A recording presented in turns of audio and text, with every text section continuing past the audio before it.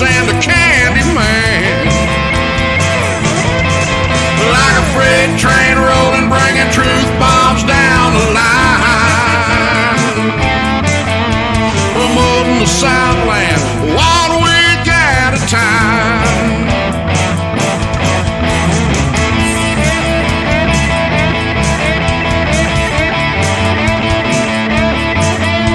From up in the Southland, 1 week at a time. SCV chat starts now.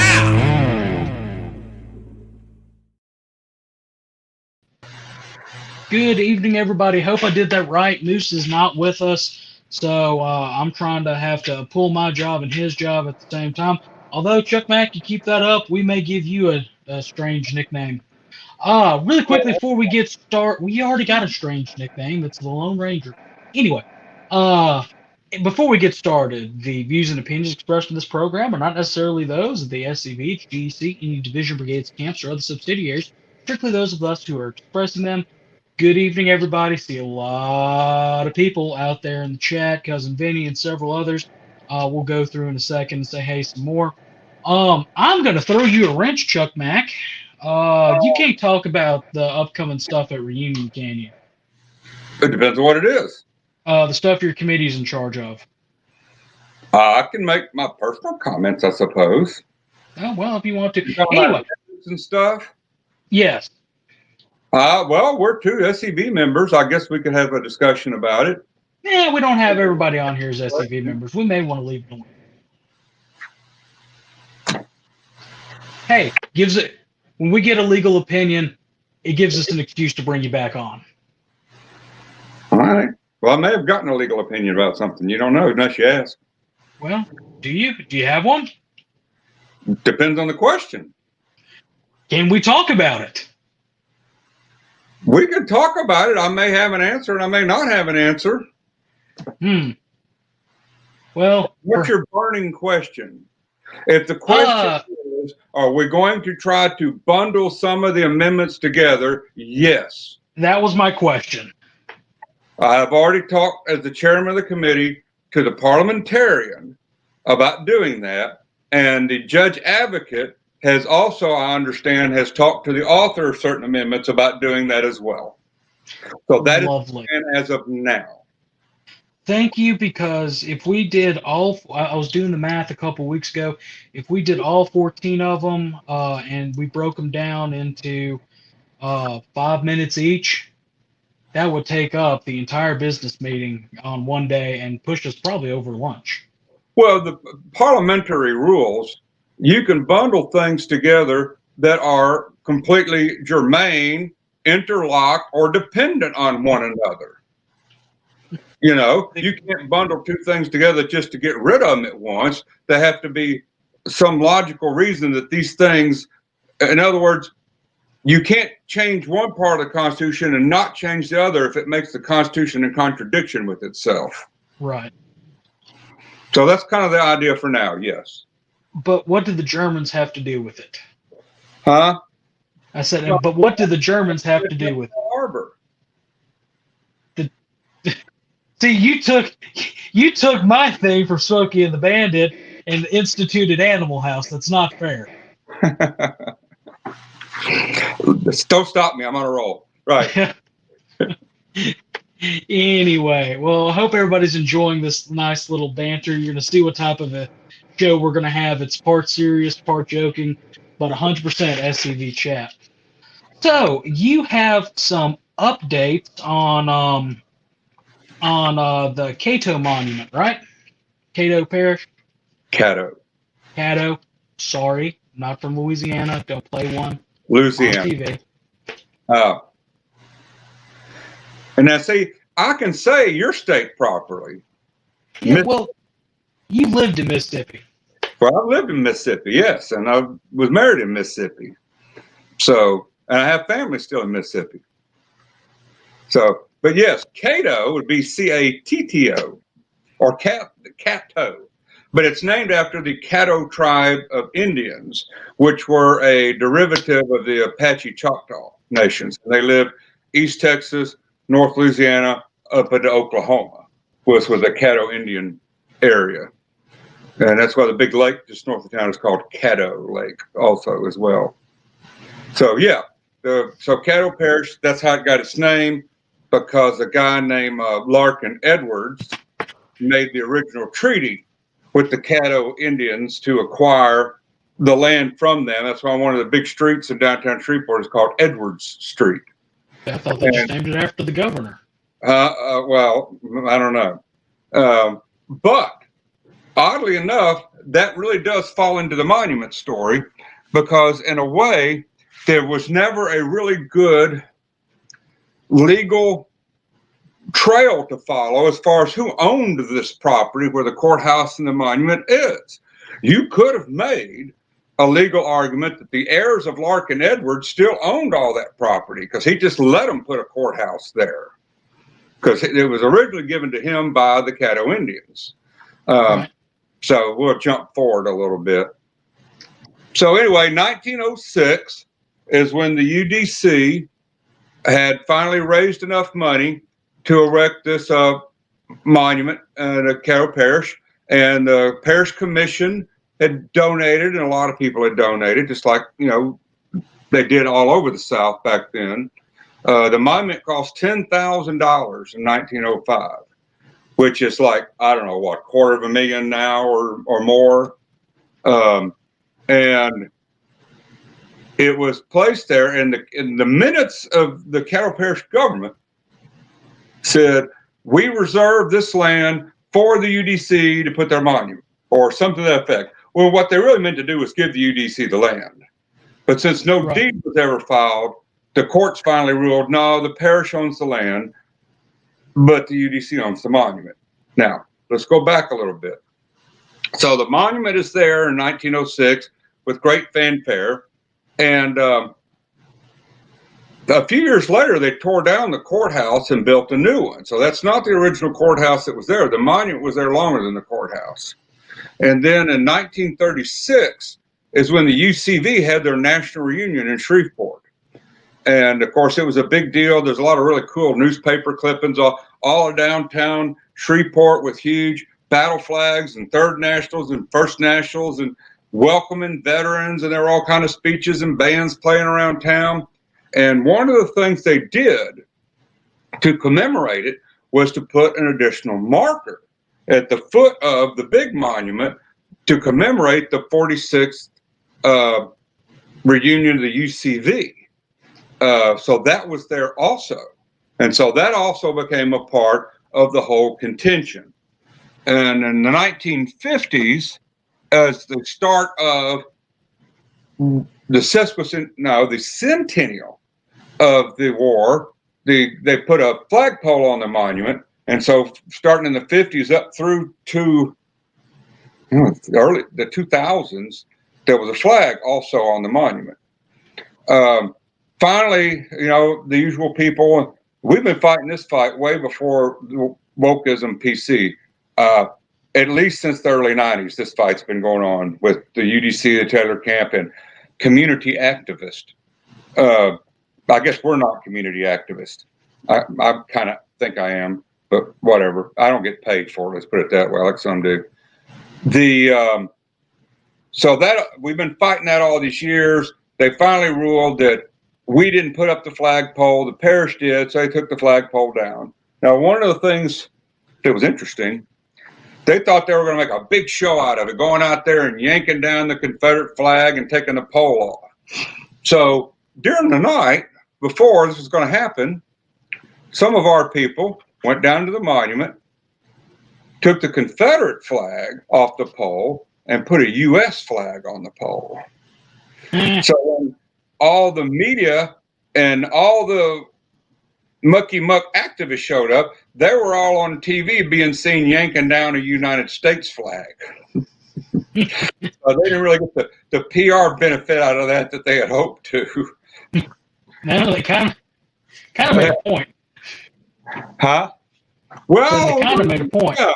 So anyway, so it goes along, and then the commission decides that they're going to have, and you know, for years we've been doing Confederate Memorial Day, which is Louisiana's June 3rd, Jefferson Davis's birthday, at the monument, marching down there, having flags, singing Dixie, having a talk. We've been doing that for years down there.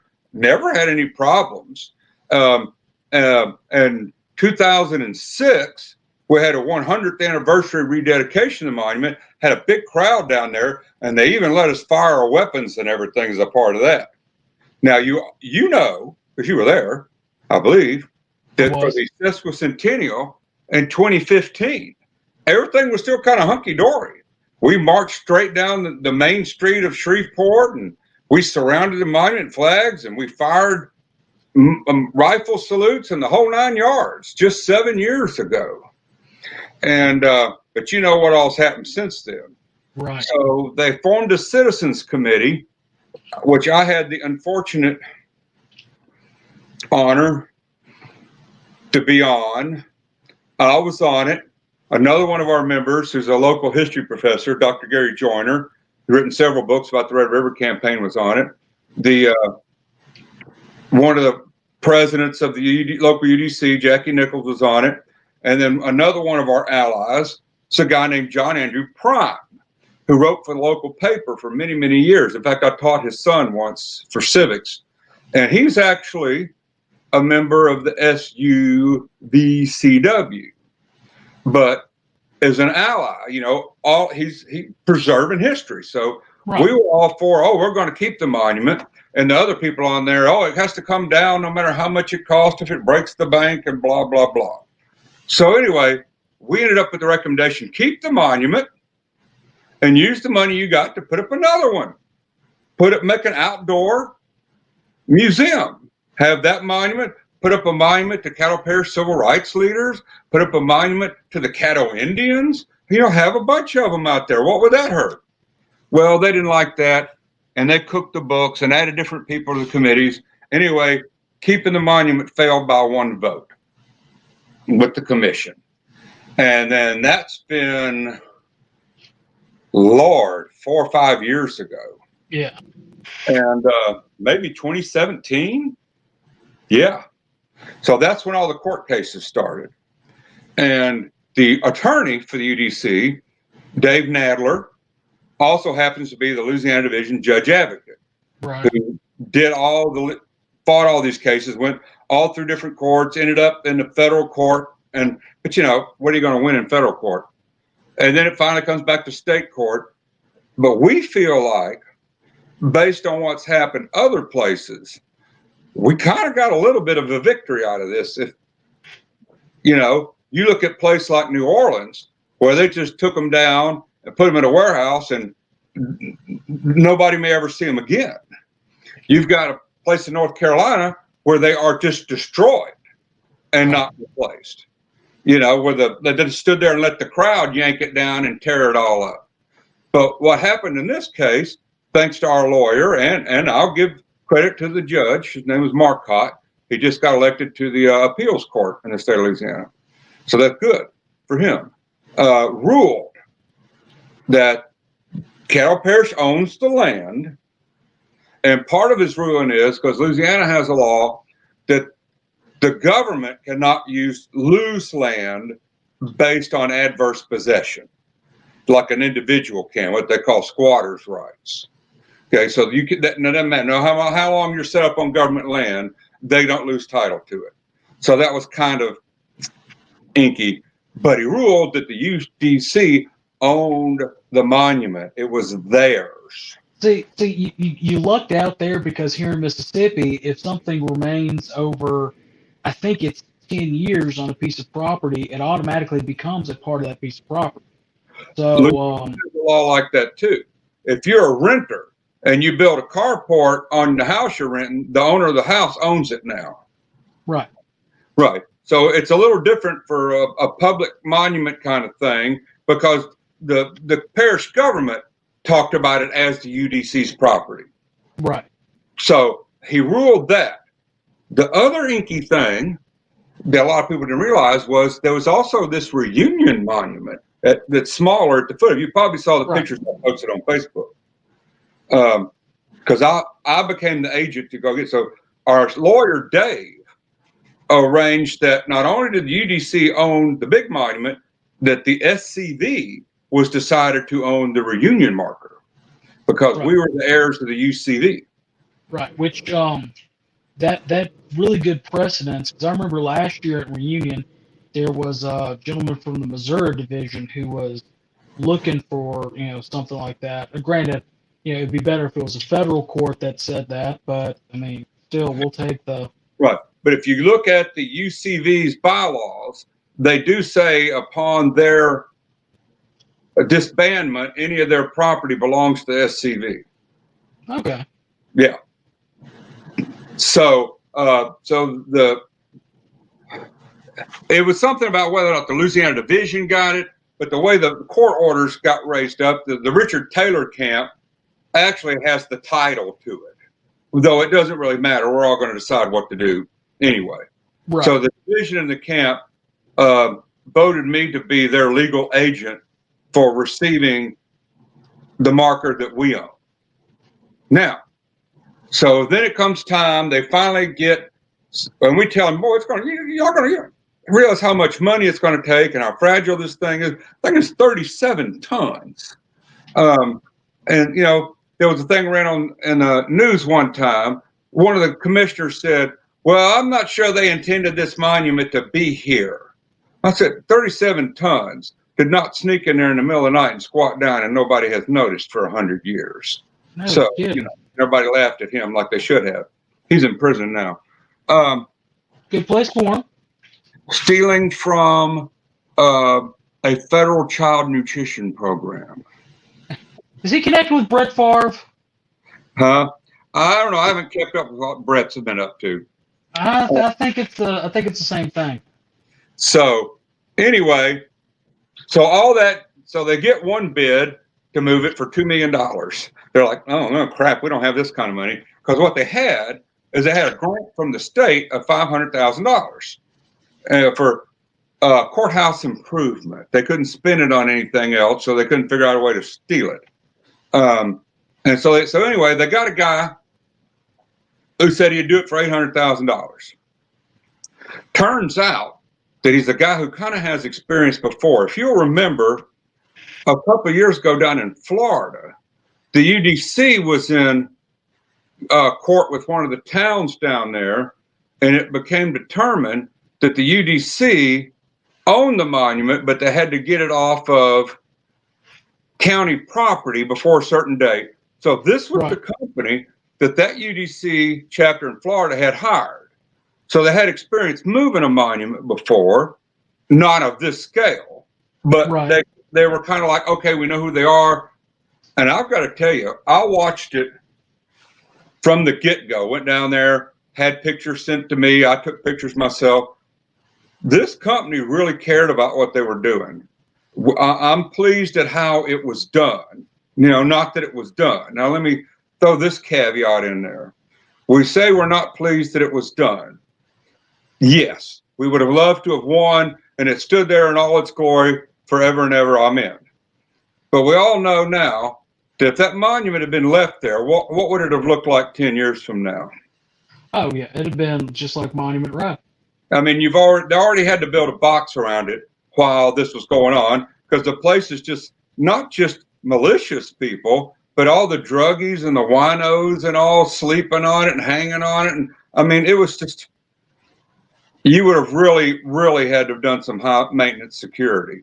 So that being said, they were like, for every piece they were taking apart, they were building like an iron and wood cage to hold that piece for transport.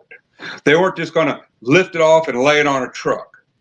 Each piece, and you've seen this monument, it's huge. It's got the middle spire with the soldier on it. It has the 4 columns with the 4 generals on it. Right. It's got the statue of Cleo pointing to the book of history. I mean, this is a big deal.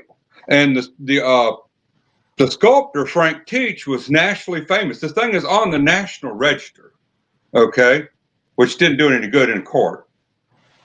And so they would come in, for example, the bust of Lee, and they would build a steel cage around it and have wooden blocks holding it. First of all, they would wrap it in this tight plastic to hold it together and cushion it from scarring. Right. And then they would build the cage around it. Then they could lift it off and set it on the ground.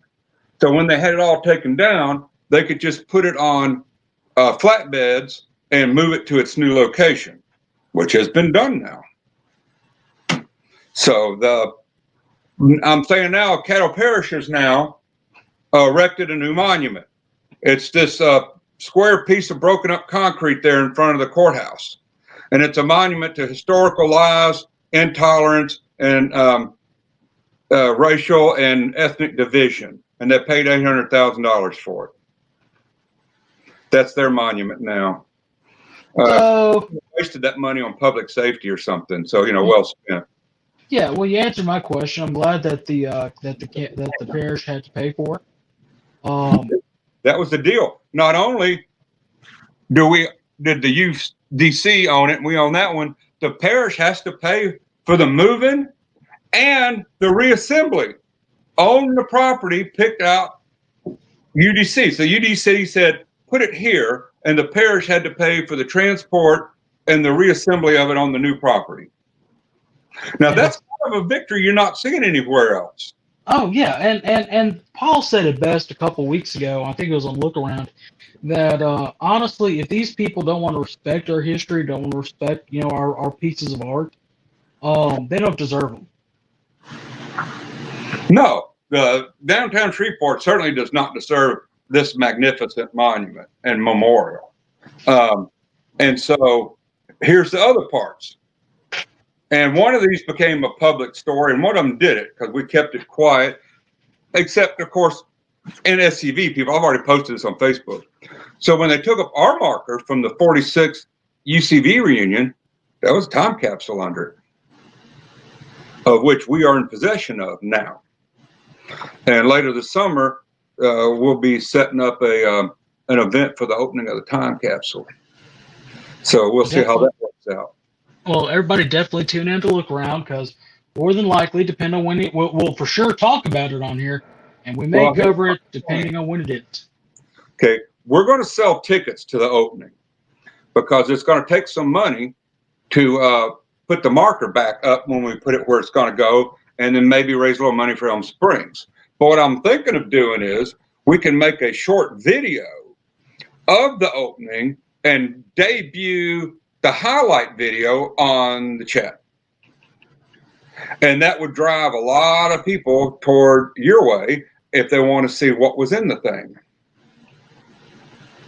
Can we just face the camera at the wall and just make a bunch of ooh, ah? Yeah, you can do that. See how many people walked it. So that's what I had, once we know what's in it, because we're not inviting any of the general public. We're not going to invite any press. Why should they make any money off of what we're doing and our treasures when they've not been there for us? So we will do a press release. One of the things you may have noticed when I put out the pictures of when I went and got the time capsule, I put an SCV watermark on all those pictures. Right. So somebody couldn't just grab them and use them. So any pictures that's going to get sent out to the press are going to have an SCV watermark on them. Okay. But also well known is there was a time capsule found in the big UDC's monument as well. So they'll have an event at some time opening their monument. We're looking at the rededication of the monument in its new location sometime probably in October.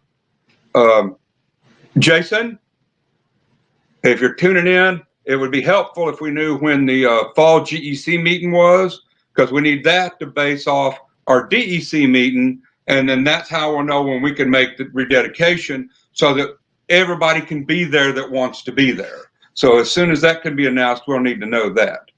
Well, hopefully it's not the first, I'm trying to pull up my calendar right now so I can check my work schedule. I'll get with you afterwards because my computer's slow. Well, I said we'll need to find out that date and then see how the other dates line up after that. Where is it? We're going to do it at the UDC. Of course, it's their show. This is their monument, and thanks to them, and their fight they put up. I mean, you've heard a lot of bad stuff. People complain about the UDC, but Shreveport Chapter 237 has fought tooth and nail for this monument for 30 years, and that's why they ended up getting the judgment to where the parish had to pay for moving it. It's back up where they want it, and that's how we ended up getting the other monument because of this whole fight. Yeah, we were there with them by their side, but they had to decide to be the lead on it because it's their monument. And it's fortunate that we have a bunch of ladies in this area who carried on the UDC the way their mothers and grandmothers intended for them to do. Mm-hmm. So that's how we got this far, because they did their duty. Like Miss Linda. That's right. A lot of them.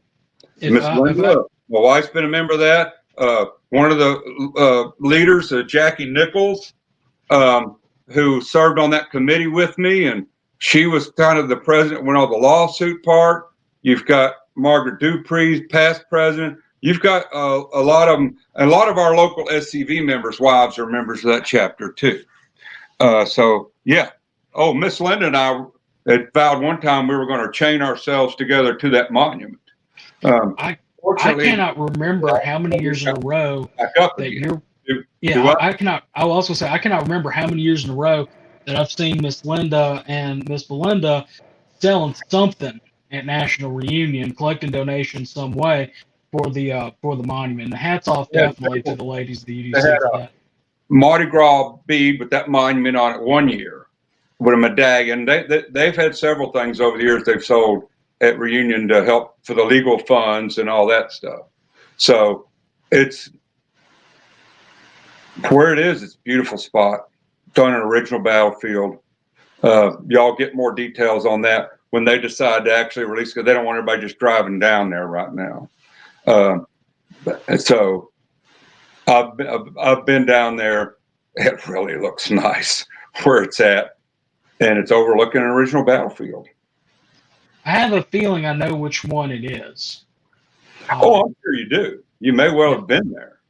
Well, if it's the event I'm thinking of, I've never been able to do that because it's always a conflict. Because the land is family is a member of our camp that owns that land, and the family donated a portion of it to the SCV, and then the SCV has leased it to the UDC like 99 years for $1. In fact, Paul was the one who received the $1 on the SCV's behalf from the UDC.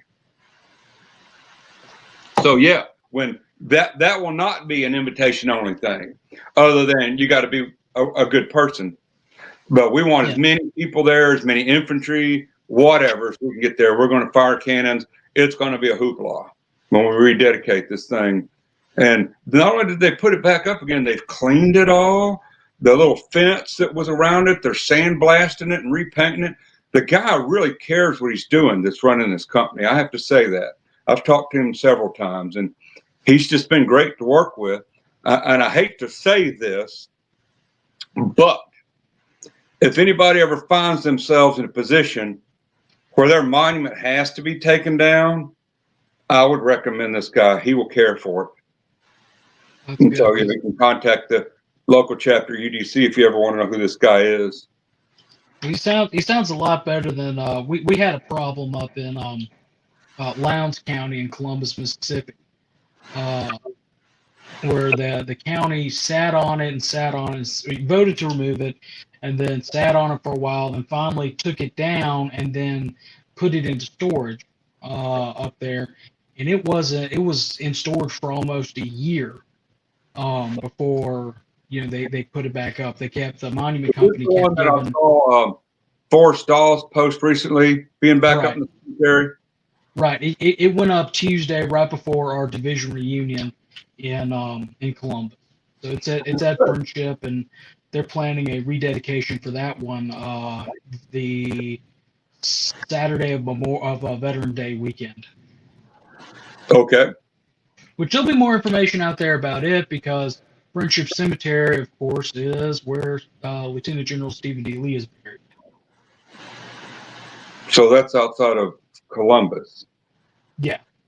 Right. Well, it's still in the city of Columbus. It's still within it's not in the downtown area. It's Well, downtown, Anyway. what downtown used to be. Downtown's bigger, now they've been gutted. So Anyway, really quickly, we've got to pay the bills here, Chuck Mack. well, first, yeah, if I could talk about this till Pop Talk break, I guess we made it. well, we did. We're getting right on time for the Pop Talk break.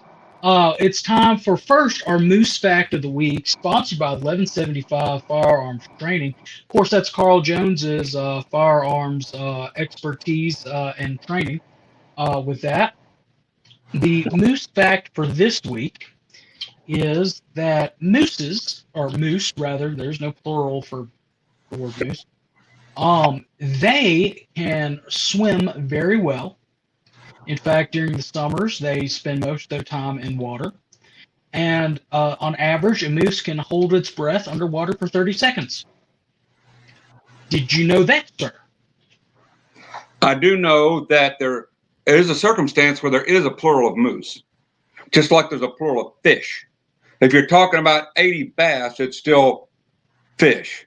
But if you're talking about bass and brim and different species, it's fishes. So if you are talking about different subgenres of moose, it could be mooses.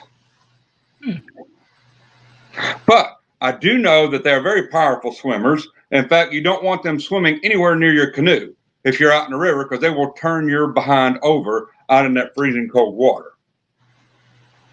And Stay away sometimes I from tell it. you the story about when my sister-in-law towed home a dead moose one time. Go ahead. Well, she just moved to Canada with my brother-in-law, and everything was frozen over, and somebody had run over and killed what has ended up being a baby moose, which means it was about 400 or 500 pounds.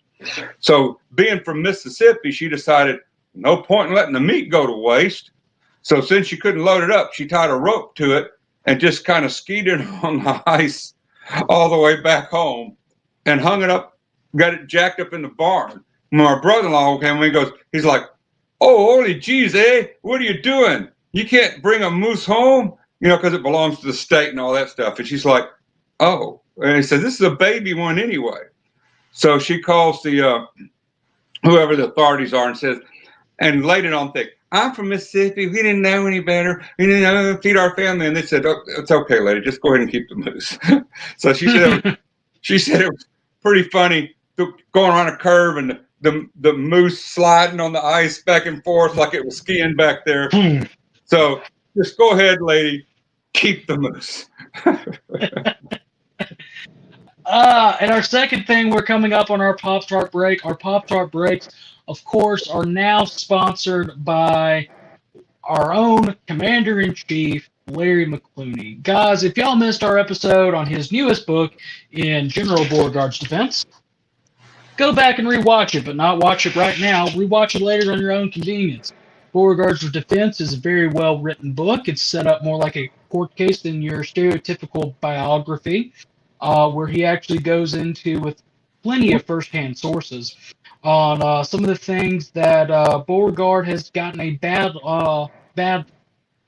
rap on in the past 160 years from most academia. So give it a look. Also on his website, LarryMcClooney.com, you can find his other book, The Yazoo Pass Expedition, a Union Thrust into the Mississippi Delta. It's the only book that is, really to my knowledge, that has been written on the Yazoo Pass Expedition. It's my favorite of his books because I mentioned in his foreword by name. And his other book, On to Vicksburg, the Mississippi Central Railroad Campaign, which deals with Van Dorn and Holly Springs and things like that. Again, that's LarryMcClooney.com, LarryMcClooney.com. There you can find his contact information. You can get a copy of any of the books autographed from him if he's got them in stock. Shoot him an email, and he'll get back to you and on how to pay and everything like that. He does accept credit cards. The books are also available on Amazon, but just like any other author, he'd prefer you to buy directly from him. Trying to think of our other sponsor for this show, which is, of course, the Confederate Legion. If you missed last week's episode of SCV Chat, we had the Kennedy twins on talking about what the Confederate Legion is up to and their current attack ad. Guys, if you haven't heard of the Confederate Legion, where have you been for the last 4 years? And why haven't you been paying attention to SCV chat? Because we mention it every episode. It's the South's way to reclaim the narrative about not only what it means to be proud to be Confederate, but what it means to be proud to be Southern. Get involved. You do not have to be a member of the SCV to get involved. It's open to all members, or not all members, excuse me, all genders, and men, women. Those are the only two. Get involved. Make a donation today. Really quickly, we're going to play one of the Faces ads that can be found on MakeDixieGreatAgain.com, which is the website for the Confederate Legion. And when we get back, we're going to talk about something a little bit just as serious as the monument, but just as interesting, the oratory. Oh, all hell Hank. We'll be right back in just a second. There is a place nestled in the rolling farmland of southern Middle Tennessee. A home constructed in 1837, nearly lost to the ravages of war. Saved by a servant and a Confederate general. A place where families loved and lost. If walls could talk, what stories could be told? If a place, a home, can feel love, loss, pain, surely this is one of those places. Nearby is a more recent structure, and inside are the stories of heroes and heroines, stories of battles won and lost. Stories of sacrifices made by the people of its native soil. A place that will tell the true and complete story of the Southland and the war fought for its freedom. From the causes that led to the conflict to the modern-day struggles to protect Southern history. Historic Elm Springs and the Confederate Museum at Elm Springs are the general headquarters for the Sons of Confederate Veterans. A place where the story of the Southland and its historic struggle is preserved and told. Come and discover your history.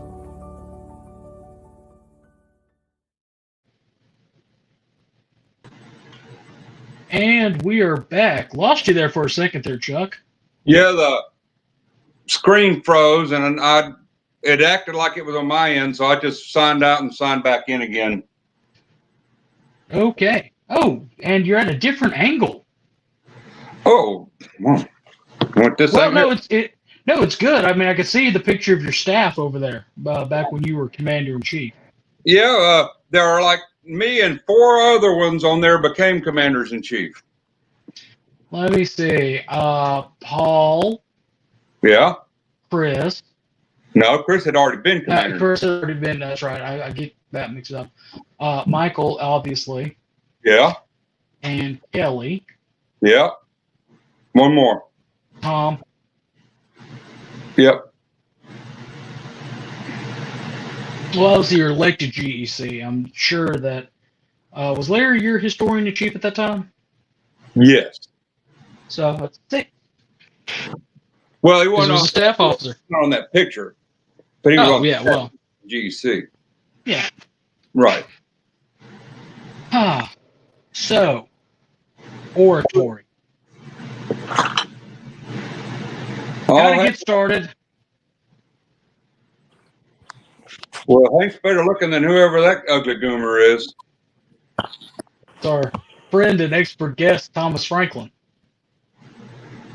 But Thomas Franklin, if you don't say something, I'm going to think you're incapable of it. Thank you. I'm right. He's incapable of coherent speech.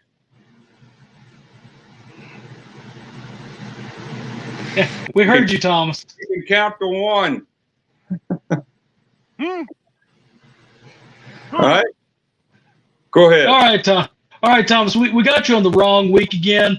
You're supposed to be on next week, right, Thomas? All right. We'll bring you back next week, Thomas. But he had his coat hanger available to him today so he could log on. That's exactly what it was. He may not have his coat hanger antenna every day. That's how he gets his Wi-Fi through a coat hanger. Well, it's better than the aluminum hat he's tried before in the past. Oh, that reminds me. Somebody I saw at Walmart or somewhere on the rack where they have the aluminum foil, somebody put free hat included in each box.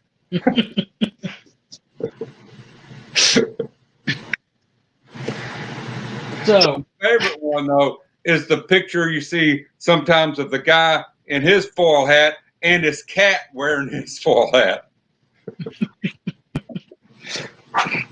I've seen that one. That one's good. So for those that have never attended a national reunion, or for those who have attended a national reunion but have never attended the oratory contest, they've not really attended a reunion if they have not attended the oratory.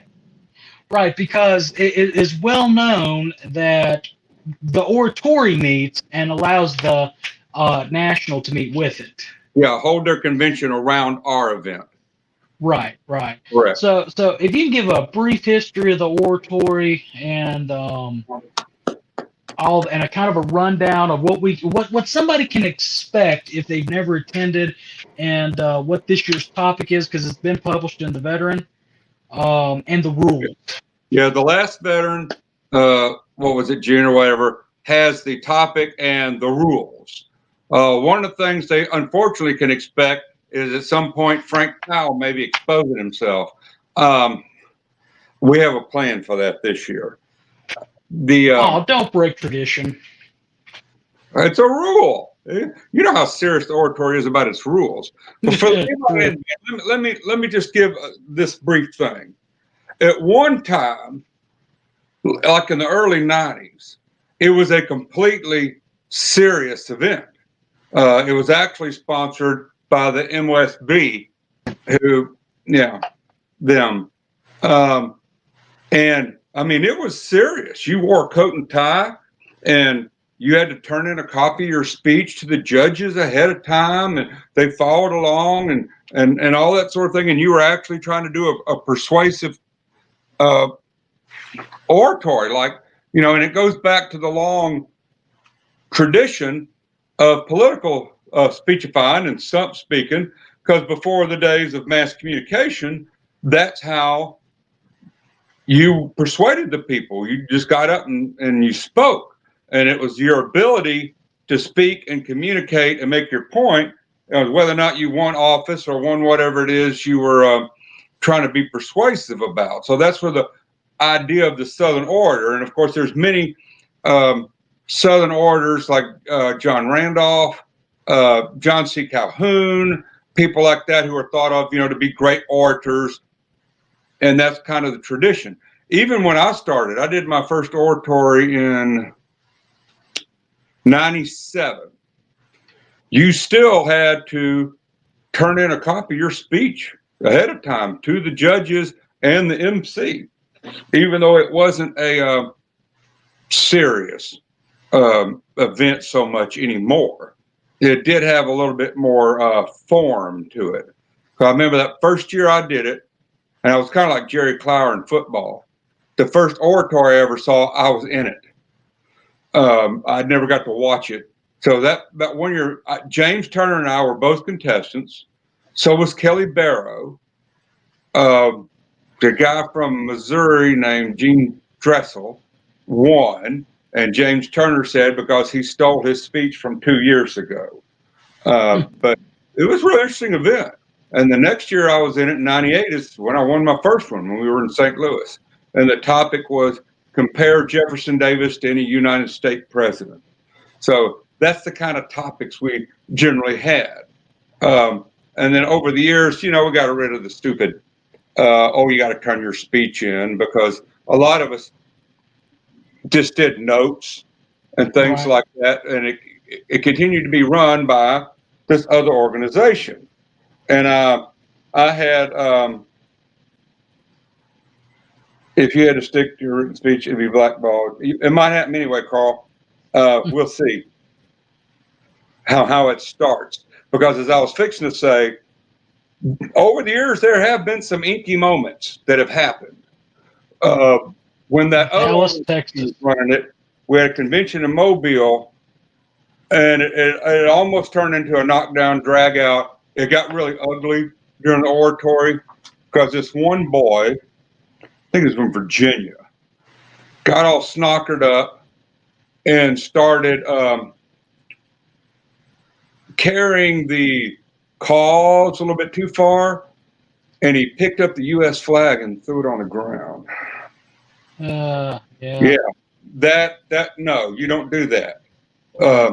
One that's outside of what we're supposed to be doing. We don't have to be disrespectful to anything else to be respectful to what we're talking about. Also, you've got a lot of veterans in the SCV that's their battle flag. Right. You know, you just don't do that. And so that caused a big hurrah. And since the MOSB was the sponsor, he had to get up the next day and he apologized all during the meeting room, and they did discipline and blah, blah, blah, blah. It was a big deal. Okay. So, and I had won it several years at that point, but had John Key from Alabama, who's, it's not really fair because he's a professional speaker. He's a Southern Baptist minister. Yeah. But then he became the MC of it. So then I won it a few more years while he was MC. And then when the coup happened and we split from that organization, well, what's going to happen to the oratory? Well, basically another coup happened. Me and James Turner and guys like Kelly Barrow just said, we're doing it. Forget SCV hierarchy. They ain't got nothing to do with it. We'll just put it on. And nobody can tell us what to do or who can be in it or what the rules are. We're just going to go in the meeting room at 8 o'clock and we're going to make the rules. And that's how the modern oratory started. We just said, we're going to do it. And we did it. So that's kind of been the committee. Pretty much the committee now is James Turner, myself, and we have Chuck Rand involved. He'll be timekeeper. Michael Bergeron helps out with some of that stuff. And we'll drag other people in to help out with different skits and things like that. Yeah, we only really had one other,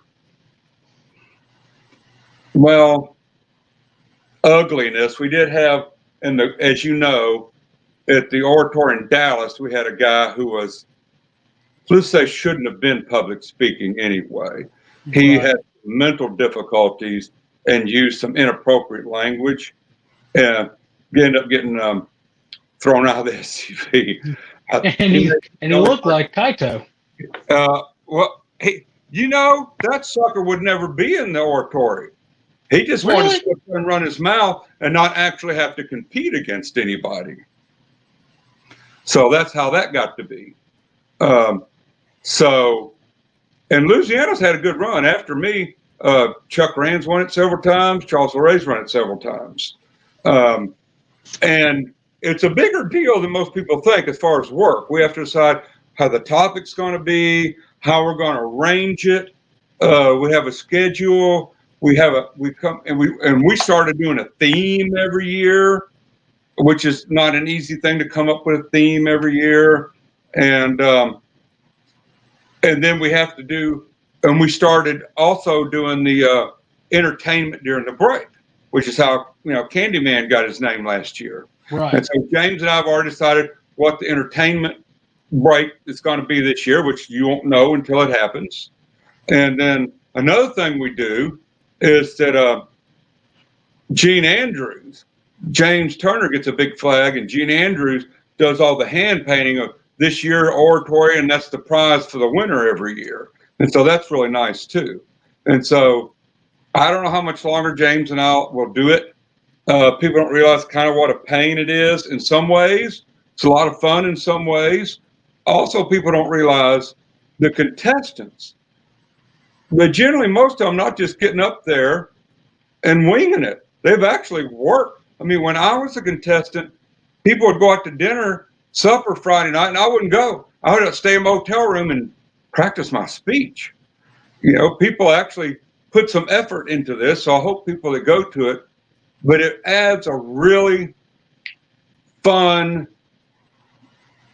event for everybody to do. People have tried to screw it up over the years. We had one convention one year that wanted to have people buy tickets to the Oratory. And we told them, hell no, we would just go do it in the parking lot if we had to. You know, this is a free thing. There's occasionally we'll have a band there and they can play a song between each speech. And we're like, no, you'll screw it up. So now we pretty much have them trained. I have to give kudos to this year's chairman, Tim Pilgrim. He basically said, what do you want? And I said, okay, this is what we want for the Oratory. He says, all right, this is what you got. So he's done a really good job of working with us on that. So the topic this year is Southern Vacation. So I would encourage everybody to wear, within reason, you know, vacation type clothes, you know, your sunglasses and flip-flops or whatever. Also a thing that a few of us started last year, Saturday is Hawaiian Tie Day. So wear your Hawaiian or a big flowery colored tie on Saturday. Paul and I, Michael Bergeron, and several of us wore our Hawaiian ties last year on Saturday. You know, like Seersucker Suit Friday. So anybody who wants to take part in that can. So do you have any questions about the history, traditions, no-nos, secrets of the Oratory? So what's the deal with the no snake rule or no throwing stuff at the audience? Okay, all those things have a deal. They have a reason. In 2000 in Memphis, I don't know if you're friends with John Killian, but his birthday was the other day, and I posted a picture of where he was the MC and I was speaking at the Oratory in Memphis. Right. You had a guy from North Carolina, first name Gilbert. He thought he was the smartest Confederate there was. In fact, for his email, he had Mensa-Reb at whatever, yahoo.com. And he was like, oh, how awful the SCV is. It's being taken over by radicals and racists and crap. And he actually got himself on the CBS Evening News with Dan Rather exposing the SCV. Now, that did not go over well. No. So Gilbert was in the Oratory, and he was kind of use that to tell everybody what they were doing wrong. Well, he didn't get to finish his speech because the crowd erupted and started throwing all their ice and peanuts and stuff at him during his speech and basically ran him off the stage. So that's when we came up with that rule, because in the next year, I said, all right, I want y'all to get it out of your system. So I made a big poster of Gilbert's face, and I put it on the end of the other end of the table. I said, all right, all y'all got stuff to throw, have at it now before I give my speech. And Linda and a bunch of the ladies brought slingshots, and the whole crowd just destroyed it. And since Gilbert was from North Carolina, Frank Powell went, that's it, you win. You don't even need to give it. So that was the throwing objects at the stage rule. That's where that came from. So, and the only one per division, that's the Kurt Lyons rule, because one year he had a whole stage troupe with him and basically did a play for his speech. So there's that rule. And so the inebriated rule came from a guy that we've all remembered, right, named Terry Cooley. If you remember at the Anderson convention, he was the one trying to bang on the door and get into the Oratory that night. So that's kind of was his rule. But he used to do the Oratory, and there were several times we had to drag him off the stage. Remain somewhat on topic. That's one that's obvious. I'm trying to think. No politics. The Yeah. Uncle Jeff rule. Because one year, Troy Massey was running for commander-in-chief. And so his brother, Jeff, we called him Uncle Jeff, because he said, oh, well, the MOSB is like them SCV's uncles. You should let us rule you. So we called him Uncle Jeff. And his oratory speech, he basically did a campaign speech for his brother, for his oratory speech. So that's Right. where the politic and Uncle Jeff rule came from. The Frank rule. Do you want to go into that? There, it seems like Memphis. There's two rules that I know of that have come out of Memphis now. Or Yeah, Memphis reunions. yeah. That was an ugly reunion. But anyway, that was like the pre-coup reunion, as it were. Right.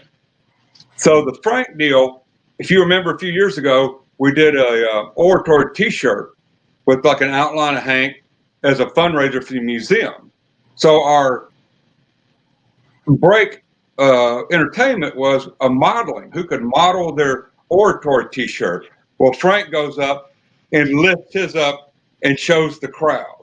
Well, that's where it came from. No exposing yourselves to the crowd. And then he broke that rule again this last year. Everybody except for Kevin broke that rule this last Yeah. But Frank started it. I mean, you want to talk about ugliness. JC even did it. Yeah.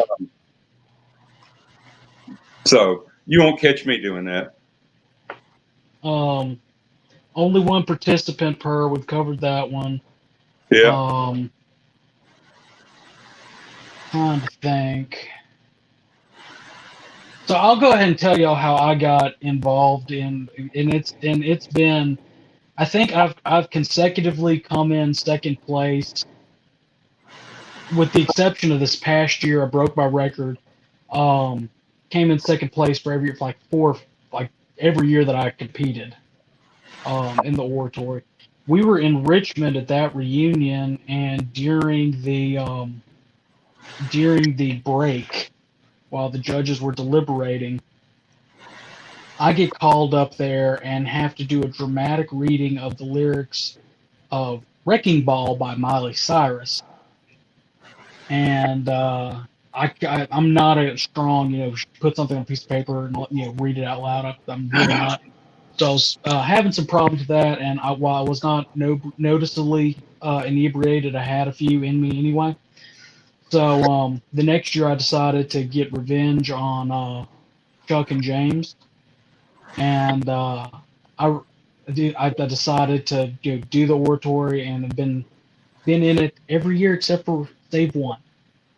Now, was your first year Dallas, My first year was Dallas, where you were going to make a statue of me made out of pennies? in the shape of a Buddha. Yeah. Well, And then if we all came up and rubbed your belly at the correct time, we'd get out of business meeting by lunch. Yeah, I believe Charles LeRae won it that year. He did. So I've been telling him he needs to do it again this year. I think Alan Heron from Texas, Kenny Ramsey will probably be back doing it from North Carolina. He does a good job. Yes. Alabama will have some. The defending champion, Carl Rare. Well, the defending champion, you would think, would do it. Yes. Mississippi may have a first timer. I'm hoping I can push him towards it. So we'll see. Well, occasionally we have one from Florida. So who do we have? We had one from Tennessee last year, I think. Bruce Gibson. We had one from California last year. We did. We had like 8 contestants, but it didn't get drug out. It was all good. Last year was one of the better ones we've had. Yeah.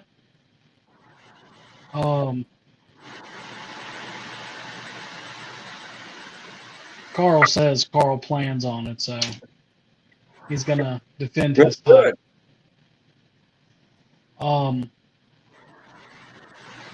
David, Shatner, Dylan, yeah.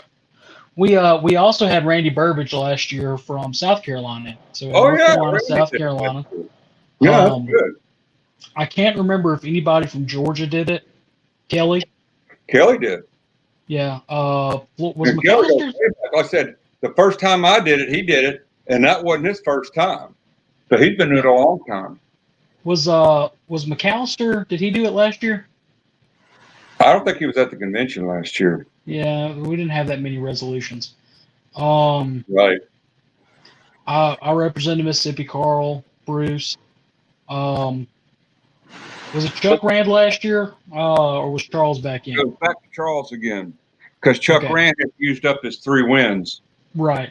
So Charles, do we have anybody from Texas? Yeah, Alan Heron, I believe, did it from Right. Texas. Yeah, he had the He'll grill. be there. Good. Nobody from Virginia competed. I don't think we've ever had anybody from Virginia. I used to have many years ago from South Carolina. Gene Hogan did it several years. In fact, he won it one year. So we've had South Carolina in the past. North Carolina, Herman did it several years. Yeah. Is that where the banana thing came in, or was that just from a floor fight? The what now? Herman and his banana. Oh no, that's a Kaito thing. Okay. It was after the Richmond convention. Some guy complained how many times Ed was getting up and getting the microphone, and he said, "Well, the rest of us wait in line all day to get to speak, but this guy jumps up and down like a gorilla and gets in front of the microphone all the time." So later, Herman gets the microphone and says, "Well, since Ed's going to be a gorilla, I brought him this banana right in the middle of the meeting." And so that's how the whole banana thing started. And then for a while, Herman would do the bestowing of the golden banana.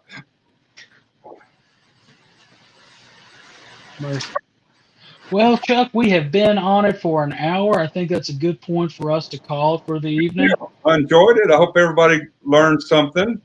Yeah, I think they did. I think we've sparked some interest for the oratory this year.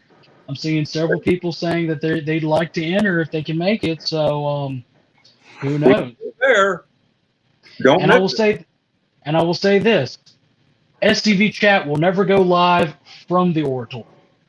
No, because you don't know what might happen. And you also really need to be there in person to experience it. Yes, you do.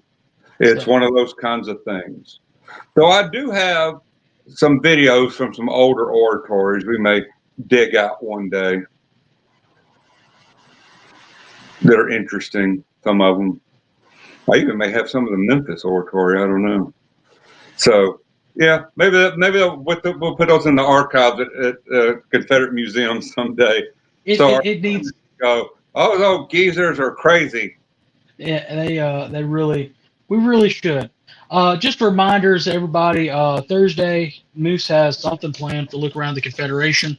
Not sure what. I'd ask him if he was on, but no Moose.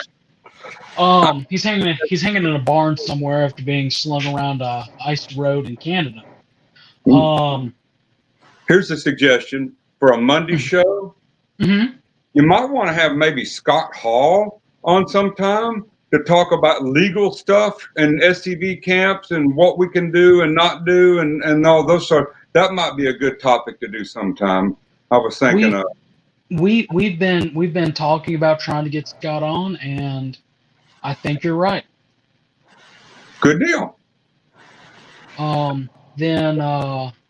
So remember that. Look around the Confederation this Thursday. Remember to support our sponsors, 1175 Firearm Tactical, the Confederate Legion, and LarryMcClooney.com to get a copy of In Defense of Beauregard.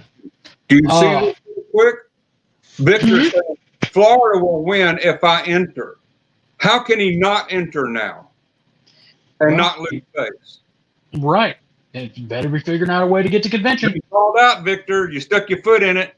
Yeah, never stick your foot in it. All right, guys. Well, we're going to call it here. Hope everybody has a great rest of the week. Remember to catch our other shows, Alamo City Guard chat, the Christian Legion started. Y'all go, watch over there. Look around the Confederation. Everybody, let's do this. We can continue to grow. Remember to like, share, subscribe to the pages and on YouTube. And until next week, no Fumar in the elevator. Adios.